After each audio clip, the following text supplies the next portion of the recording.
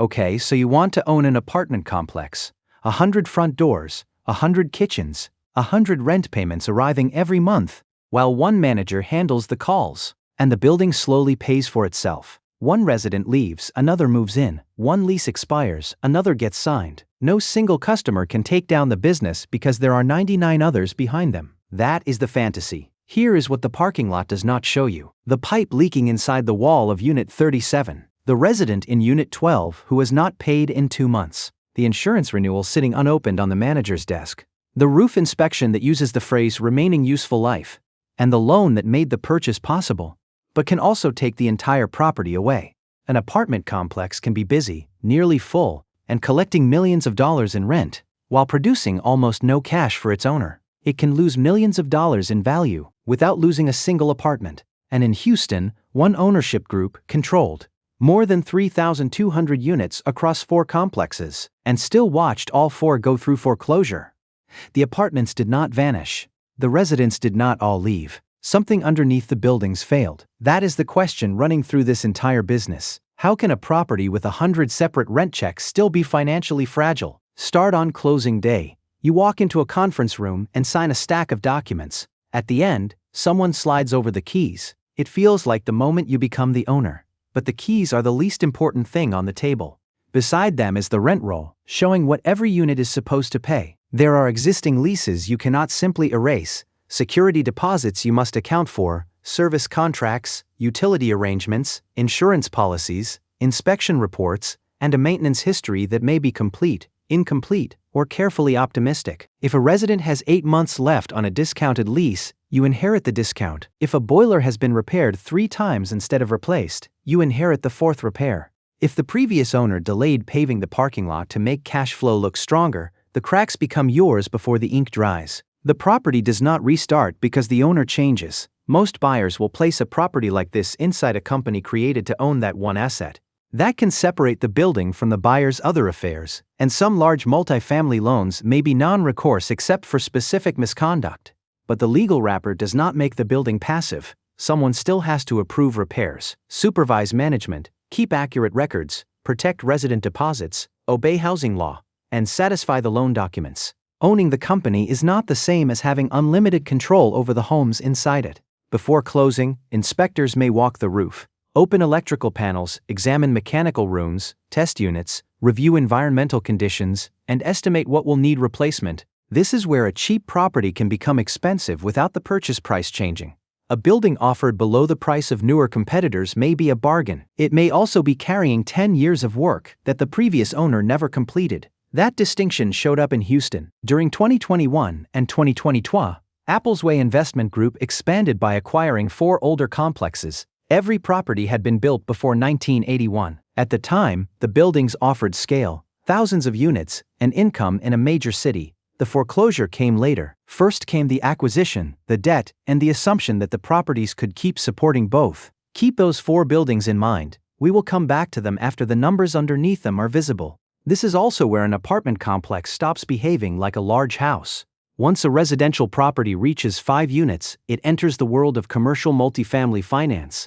The lender is still interested in you, but it is even more interested in the building. It wants to know whether the property is occupied, whether the rent is being collected, what the operating expenses really are, what condition the structure is in, and whether the income leaves enough room to pay the loan during an ordinary bad year. Under one major conventional program, a stabilized property may need roughly 90% occupancy for 90 days before funding. The program can allow leverage as high as 80% of value, but that is a ceiling, not a promise.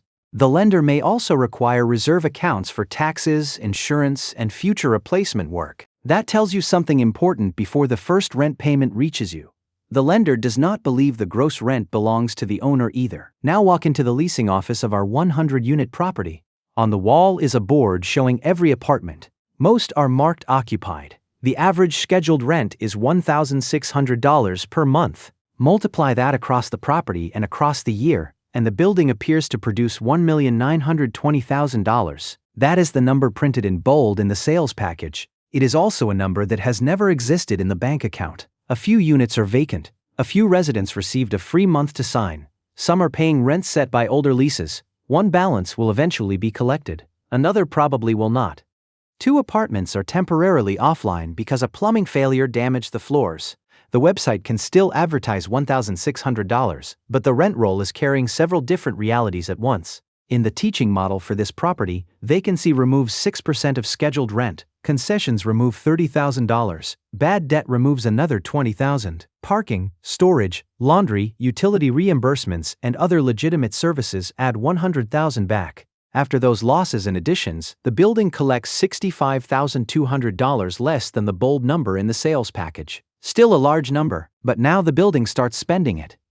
At 7 in the morning, the maintenance technician is standing in a bathroom with water spreading beneath a vanity. At 9, the property manager is calling a contractor about an air conditioning unit. Before lunch, a resident hands a notice that they are moving. By the end of the day, the office has received a trash invoice, a landscaping invoice, and a reminder that the property tax installment is due. An apartment complex is a neighborhood that never closes. The grass grows whether every unit pays. The hallways need light whether the building is full or half empty. Trash still has to leave. Locks still have to work. Someone has to answer an emergency call at 2 in the morning. Insurance is due in a quiet year, and in the year a storm damages the roof. Property taxes are tied to the property, not to how generous the month felt. The National Apartment Association studied more than 1 million units and found that annual operating expenses averaged $8,657 per apartment in its benchmark. On a 100-unit property, that is more than $865,000 before the mortgage, before the owner's income taxes, and before a major capital project. The mortgage has not been paid yet. The same benchmark found that taxes and insurance together averaged almost $3,000 per unit. Utilities averaged more than $1,300. Repairs and maintenance averaged more than $1,000. Insurance had risen sharply, and repair costs had climbed much faster than operating income over the preceding years. The important part is not that every property pays those exact amounts, it is that several of the largest bills can rise for reasons the owner does not control. A regional insurer may retreat after a series of storms. A city may reassess the property. Labor and materials may cost more. The building cannot move to a cheaper county. It cannot shrink when one wing has vacancies.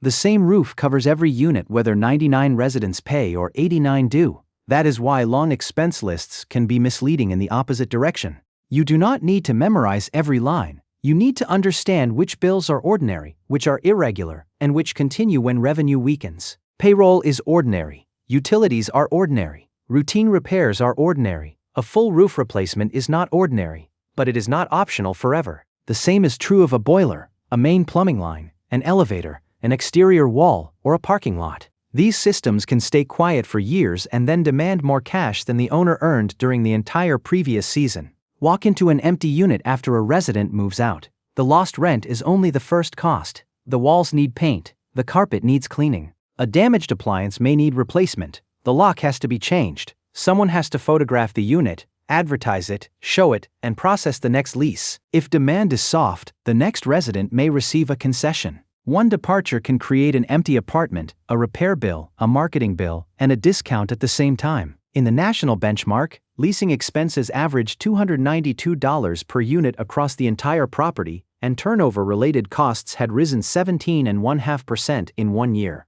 That average is spread across occupied units too. The actual cost of one difficult turn can be much higher. Now picture 10 residents leaving during the same month. The property does not merely lose 10 checks. 10 sets of keys hit the office counter. 10 units enter some stage of inspection, repair, cleaning, marketing, and leasing. The same staff has to process all of them while continuing to serve everyone who stayed. This is why the highest advertised rent is not always the best result. A reliable resident who renews may be more valuable than a new resident who agrees to a higher number after the unit sits empty and absorbs a full turnover cost. And no, the owner cannot automatically pass every rising expense to residents. Existing leases still apply. Local rules may limit what can change and when. More importantly, residents can choose another building. The insurer can raise its price because it wants to. The tax authority can change an assessment because it is allowed to. The owner can raise rent only when the lease, the law, and the market all permit it. Expenses can move first. Revenue has to catch up, and the pressure is felt by people before it appears in an annual report. A manager with an exhausted maintenance budget still has residents calling about heat, water, locks, and leaks. A resident does not care that the repair was excluded from the original underwriting model. The apartment is their home now. When the owner underestimates the building, Someone inside the building eventually lives with the mistake. Now go back outside. The parking lot is full. Lights are on behind almost every window. The leasing sign says 95% occupied. A buyer driving past may see a healthy property. The manager may see something else. 3 occupied units are seriously behind on rent. Several new leases include concessions. A group of older leases sits below the current asking price. 2 damaged units remain offline even though the property's headline occupancy looks strong. The people are physically there, but the expected money is not arriving in the same proportion. This is the difference between physical occupancy and economic occupancy. Physical occupancy tells you how many apartments contain residents. Economic occupancy asks how much of the income those apartments could produce is actually being collected. That distinction changes how you see the entire building. A full parking lot can hide a weak bank account. A nearly full property can be healthy, or it can be buying time with discounts and delayed collections. Occupancy matters. Occupancy matters. It just does not answer the question by itself. So what does? Inside the manager's office is a monthly statement. Rent and other income appear at the top. Routine operating expenses sit below them. What remains is called net operating income, the building's income after normal operations but before the mortgage. In our example, after the property collects its effective income and pays its operating expenses, it produces just over $1 million of net operating income. This is the first number that starts to show what the property itself can support. It also does something most first-time buyers do not expect. It helps determine what the entire complex is worth. Income-producing apartment properties are commonly valued by comparing stabilized net operating income with the return buyers demand. That required return is expressed through a capitalization rate. The term sounds technical. The effect is brutally simple. At a 5% capitalization rate, the income from our example supports a value of a little more than $21.5 million. Now keep the building exactly the same. Same apartments, same residents, same rent, same expenses, same net operating income. The market becomes more cautious and buyers demand a 6% capitalization rate. The indicated value falls to a little less than $18 million. Nothing physical changed, but more than $3.5 million of value disappeared. An owner who plans to hold forever may call that a paper loss. The lender will not. If the loan matures, the new appraisal helps determine how much replacement debt is available. A lower value can turn an abstract market change into a real demand for millions of dollars in new equity. This is where the Houston story starts to make sense. Applesway Investment Group acquired 4 older apartment complexes during a rapid expansion in 2021 and 2022. Together, the properties contained more than 3,200 units and carried approximately $229 million of loans. From the air, they looked diversified. Multiple properties, thousands of residents, thousands of separate leases in one of the largest cities in the country. But older buildings come with older systems. Public reporting later described maintenance pressure and serious resident complaints at some of the properties, including water damage and deterioration. Rent growth slowed, property expenses rose, and the financing became dramatically more expensive. The foreclosure had not happened yet. Residents were still coming home, maintenance calls were still arriving. A worker could be repairing a ceiling while an accountant reviewed a loan statement in another office. A family could renew a lease without knowing the ownership structure above the property was under pressure.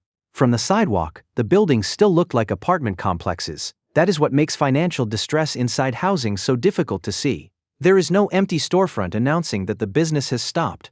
The product is still being used every night, but the margin underneath the buildings was getting thinner. Now we reach the part most people miss when they picture owning 100 units. 100 residents spread out resident risk. One person leaving does not empty the building. One missed payment does not erase the month. That is a real advantage. But all 100 leases support the same property, and usually the same major loan.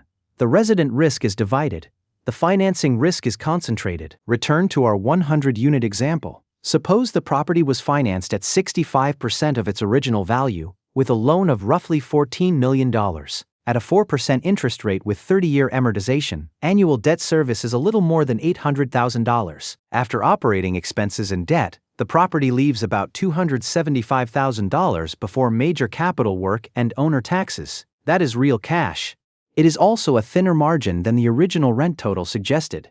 Now change the borrowing cost to 6.5%. Do not change the residence. Do not change the rent. Do not change the building. Annual debt service rises to roughly $1,060,000. The cash remaining falls to about $15,000. The property is still operating. The parking lot is still full, the staff is still working, but almost the entire owner margin is gone.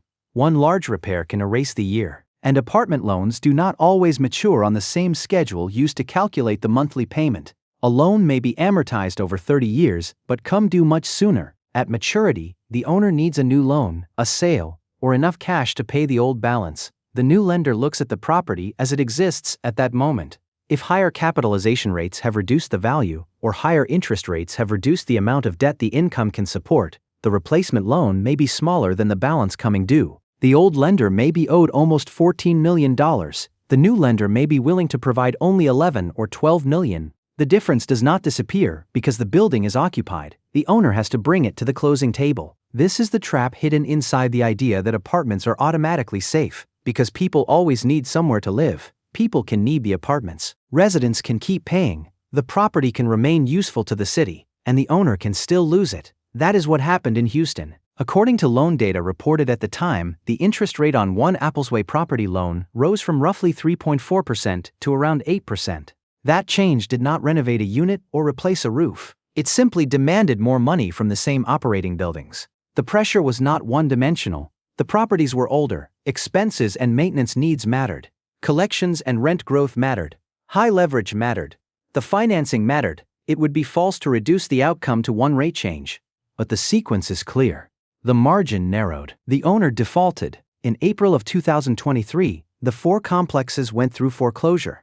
Auction pricing reported from public records totaled almost $197 million, below the approximately $229 million of debt. The buildings still existed after the foreclosure. Residents still lived inside them. Employees and vendors still had work to do. The ownership disappeared first. That is a strange feature of this business. A restaurant that loses its owner may close its doors that night. An apartment complex cannot simply stop being housing because the capital structure failed. Water still has to run. Locks still have to work. Residents still need to know who will answer the phone. Financial distress can therefore become visible inside a home before it becomes visible in a courthouse record. A delayed repair may protect cash for 1 month, but it can damage a unit, drive away a reliable resident, produce a larger repair, create legal exposure, and weaken the income supporting the loan. The spreadsheet and the building eventually meet. So what separates the strong version from the weak one? Picture 2 100-unit properties across the same city. The first was bought at a price supported by the rent it already collects. Its debt does not require perfect occupancy or constant rent increases. The owner keeps reserves for roofs, plumbing, paving, heating, cooling, and unit turns. Maintenance problems are handled before they become resident departures. The neighborhood has durable demand, and the property offers people a reason to renew beyond the inconvenience of moving.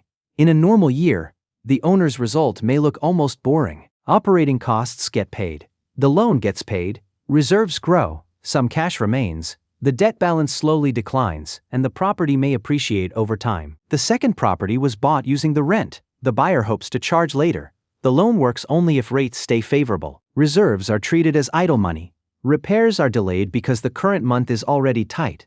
Concessions keep the parking lot full, while collections quietly weaken. The plan depends on a future buyer or lender being more optimistic than the current one. Both properties can show 95% occupancy. Then, an ordinary bad year arrives. Insurance renews higher.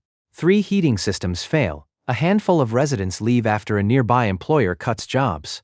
At the first property, reserves pay for the equipment, the staff turns the vacant units, and the loan payment remains manageable. The owner has an unpleasant year and keeps the building. At the second property, the same events land on an empty reserve account. Repairs are delayed. Good residents become less willing to renew. Concessions rise. The owner needs new cash at the exact moment the property looks least attractive to lenders and partners. The buildings faced the same year. Only one had room for reality. That is the honest answer to whether owning an apartment complex works. It can work extremely well when the price is supported by current income, the debt remains survivable, the building is maintained, reserves are real, and the local demand is durable. Many residents can create stable revenue.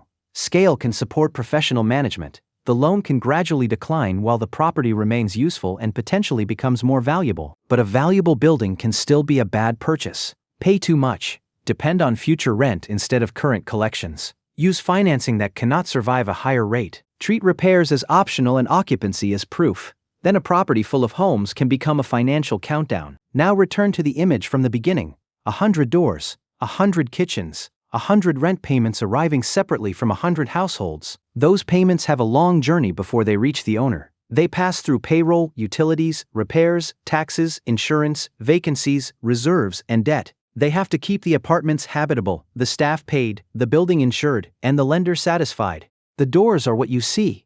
What you are really buying is the margin that has to survive behind every one of them. If that margin holds, the complex can build wealth for decades. If it disappears, the building can stay full long after it stops being yours.